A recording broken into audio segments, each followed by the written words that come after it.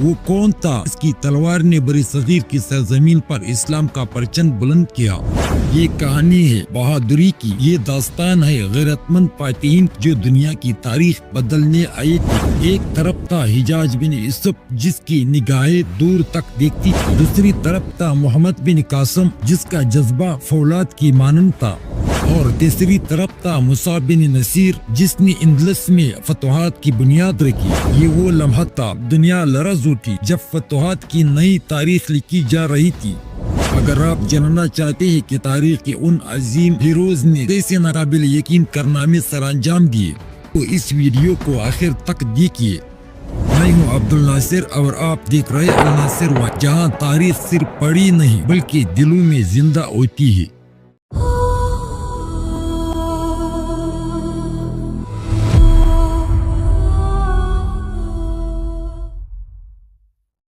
جس زمانے میں مسلمانوں نے ملک عرب سے باہر فاتحانہ قدم اٹھایا تو ملک سندھ میں بدھ مذہب کے راجا حکمران تھے۔ ایرانی شہنشاہی مسلمانوں کی ہاتھ سے پارا پارا ہوئی تھی، تو ایران سردار کچھ فرار ہو کر سندھ ترکستان چین کی طرف بھاگ گئے تھے اور مسلمانوں کے خلاف جنگی تیاریوں میں مصروف ہوئے۔ کچھ مسلمان ہو کر عزت و آرام کے ساتھ اپنے ملک میں زندگی بسر کرنے لگی۔ اتفاق سے بنو ہاشم اور بنو امیہ میں جب قومی و خاندانی رقابتوں نے ترقی کی اور انہوں نے عبداللہ بن سبا اور دوسرے منافقوں کی سازشوں میں بڑے ذوق و شوق سے حصہ لینا شروع کیا، ایرانیوں کی منصوبوں میں جو سندھ، کابل، چین اور تبت وغیرہ میں جلا وطن ہو کر مقیم تھے، از سرنو جان پڑ گئی، اور یہی وجہ تھی کہ مسلمانوں کو ایرانیوں کی بدولت کوفہ، بصرہ میں بھی اور ایران خراسان کے علاقوں میں بھی بار بار مشکلات کا سامنا پڑتا تھا۔ سندھ کا ملک چونکہ بصرہ، کوفہ یعنی عراق سے نسبتاً قریب تھا اور ایرانی حکومت کی سرحد اس سے ملتی تھی، لہذا زیادہ تر شرارت پیشہ ایرانیوں کا مامون ملک سندھ ہی بنا ہوا تھا۔ اسلامی فتوحات کے سیلاب کو دیکھ کر سندھ کا راجہ خود بھی ایرانیوں بربادی سے متاثر اور اس امر کا کوشاں تھا کہ کسی طرح ایرانی اپنی سلطنت پھر قائم کر سکے۔ چنانچہ ایران کے آخری بادشاہ نے جنگ نہاوت کے بعد کئی مرتبہ فوجی جمع کر کے مسلمانوں کا مقابلہ کیا، تو ان مقابلوں اور جنگوں میں سندھ کے امدادی فوج ایران کے ساتھ ضرور ہوتی۔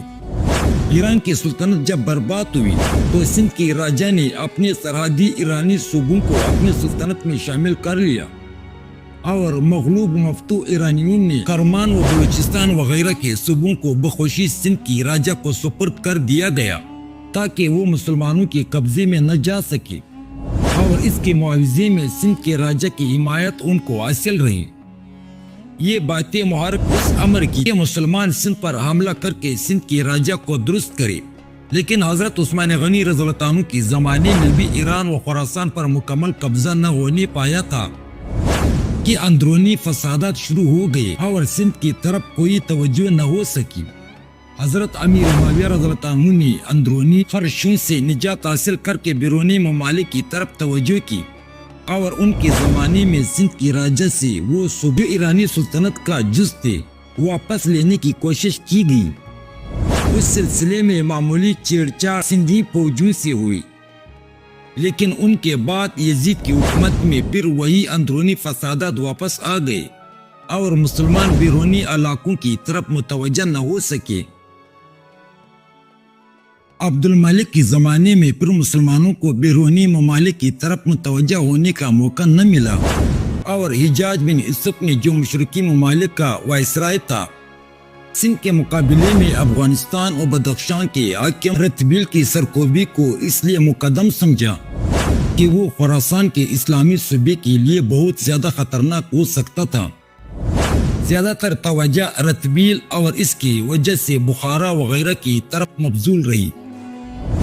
حجاج بن یوسف کے گورنر قطیان نے ملک چین تک کے سرکشوں کو سیدھا کرنے میں نمایاں کردار ادا کیا۔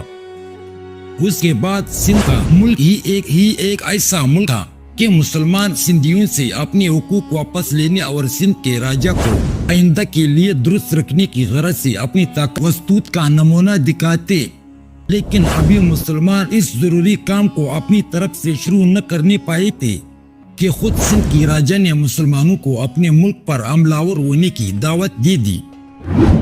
تفصیل اس اجمالی کی یہ ہے کہ کچھ مسلمان سوداگر جزیرہ سراندیپ میں بحالت سفر فوت ہو گئے تھے۔ ان کے یتیم بچے اور بیوہ عورتیں جو اس جزیرے میں رہ گئے تھے، ان کو سراندیپ کے راجا نے حجاج بن یوسف ثقفی اور خلیفہ ولید بن عبد المالک کی عنایت و مہربانی اپنی طرف مبذول کرنے کے لیے بہترین ذریعہ سمجھا۔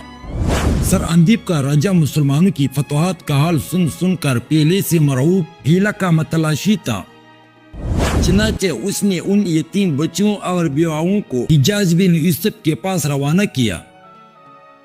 بہت سے قیمتی تحفے اور عیدیہ حجاج اور خلیفہ ولید کے لیے بھیجے گئے اور ان یتیموں اور بیواؤں سے امید رکھی کہ یہ ضرور میری تعریف حجاج بن یوسف سے کریں گی۔ یہ کشتیاں سراندیپ سے روانہ ہو کر ساحل کے قریب سفر کرتی ہوئی خلیج فارس کی طرف روانہ ہوئی۔ راستے میں بعد مخالف طوفان نے ان کشتیوں کو سندھ کی بندرگاہ کیبل میں لا ڈالا۔ یہاں سندھ کے راجا مسمی دائر کے سپاہیوں نے ان کشتیوں کو لوٹ لیا اور سواروں کو قید کر لیا۔ یہ حال جب حجاج بن یوسف کو معلوم ہوا تو اس نے سندھ کے راجا کو خط لکھ کر بھیجا کہ وہ کشتیاں ہمارے پاس آ رہی تھی، تم لٹیروں کو قرار واقعی سزا دو اور کشتیوں کی آدمیوں کو ماو سامان مسروقہ ہمارے پاس بھیج دو۔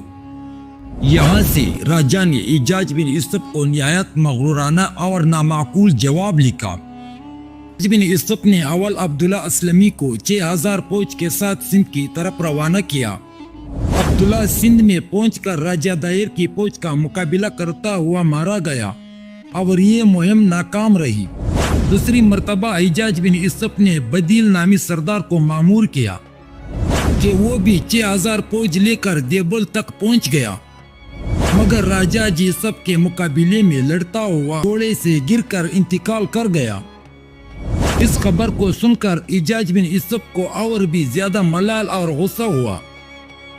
تیسری مرتبہ اس نے محمد بن قاسم کو، جو اس کا داماد بھی تھا اور صرف 17 سال کی عمر کا نوجوان تھا، اس کو 6000 شامی فوج کے ساتھ سندھ کی طرف روانہ کیا۔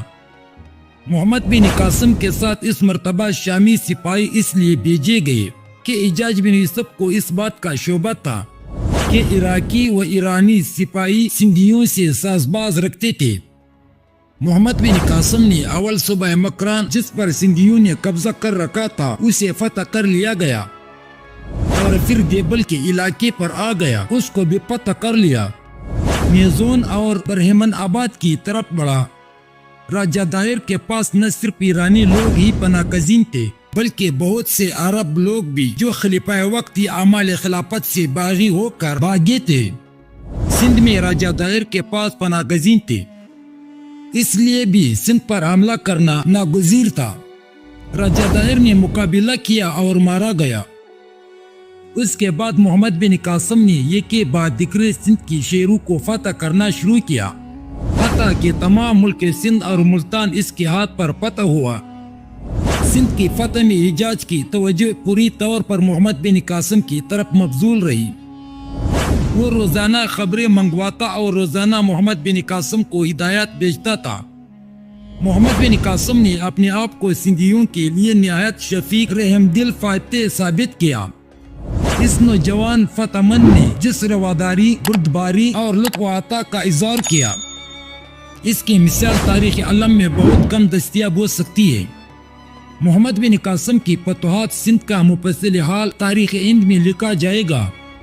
محمد بن قاسم ملتان کو فتح کر چکا تھا کہ اس کے پاس حجاج کے فوت ہونے کی خبر پہنچی، مگر اس نے اپنی فتوحات کا سلسلہ جاری رکھا۔ کہانی میں ایک نئی موڑ آنے والا ہے، سن کر آپ حیران ہو جائیں گے کہ جیسے کرو گے ویسے بھرو گے۔ حجاج کے حوالات اوپر برابر ذکر ہوتے چلے آئے ہیں۔ ولید بن عبد المالک کی تخت نشین ہوتے ہی حجاج نے یزید بن محلب کو خراسان کی گورنری سے، حبیب بن محلب کو کرمان کی حکومت سے معزول کر کے قید کر دیا تھا۔ یزید بن محلب کے تمام بیٹوں کو قید کر دیا یزید ماؤ اپنے بھائیوں کی قید خانے سے فرار ہو کر فلسطین میں ولید بن عبد المالک کی بھائی سلیمان بن عبد المالک کے پاس پہنچا جو وہاں کا عامل تھا۔ حجاج نے ولید کو یزید بن محلب کی شکایتیں لکھی، لیکن سلیمان کی سفارش سے یزید بن محلب اور اس کی بھائیوں سے ولید نے کوئی مواخذہ نہ کیا۔ حجاج کے مزاج کی سختی نے اہل عراق کو پریشان کیا اور اکثر لوگ حجاج سے تنگ آ کر عراق سے فرار ہوئے اور مکہ مکرمہ و مدینہ منورہ میں جا جا کر مقیم ہوئے۔ وہاں حضرت عمر بن عبدالعزیز حجاز کے گورنر تھے۔ انہوں نے عراق سے آئے ہوئے ان لوگوں کے ساتھ نیک سلوک کیا۔ سنہ 93 ہجری میں حضرت عمر بن عبدالعزیز نے عبد المالک کو ایک خط حجاج کے شکایت میں لکھا تھا کہ اس نے اہل عراق والوں پر بہت ظلم کیا ہے اور اپنے ظلم و زیادتی میں حد سے بڑھ گیا ہے۔ حجاج کو جب اس کا حال معلوم ہوا تو اس نے بھی ایک خط حضرت عمر بن عبدالعزیز کی شکایت میں ولید کو لکھا تھا کہ اکثر فتنہ پروا اور منافق لوگ عراق سے ہو کر عمر بن عبدالعزیز کے پاس چلے جاتے ہیں اور عمر بن عبدالعزیز ان کی گرفتاری سے مانع ہوتے ہیں۔ یہ بات حکومت و سلطنت کے لیے موجب نقصان ثابت ہوگی۔ مناسب یہ ہے کہ آپ عمر بن عبدالعزیز کو حجاز کی حکومت سے معزول کریں۔ ولید نے ماہ شعبان سنہ 93 ہجری میں عمر بن عبدالعزیز کو حجاز کی حکومت سے معزول کر کے ان کی جگہ خالد بن عبداللہ کو مکہ مکرمہ کا اور عثمان بن حبان کو مدینہ کا حاکم مقرر کر دیا۔ ولید نے ماہ شعبان سنہ 93 ہجری میں عمر بن عبدالعزیز کو حجاز کی حکومت سے معزول کر کے ان کی جگہ خالد بن عبداللہ کو مکہ مکرمہ کا اور عثمان بن حبان کو مدینہ کا حاکم مقرر کر دیا۔ خالد نے مکہ میں جاتے ہی کل اہل عراق کو نکال باہر کیا اور ان لوگوں کو بھی دھمکایا جنہوں نے اپنے مکانات اہل عراق کو کرائے پر دیا تھا۔ جو لوگ حجاج کے ظلم و ستم سے بچنے کے لیے مکہ مکرمہ آئے تھے انہیں میں سعید بن جبیر بھی تھے۔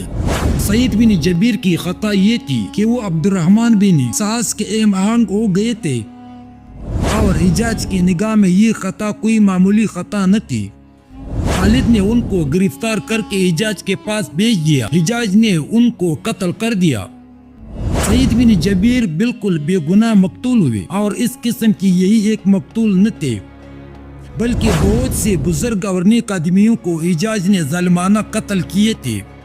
ولید بن عبد المالک کے بعد سلیمان بن عبد المالک تخت خلافت کا ارجمند تھا، کیونکہ عبد المالک نے ولید کے بعد سلیمان کو ولی عہد بنایا تھا اور اسی پر لوگوں سے بیعت لی گئی تھی۔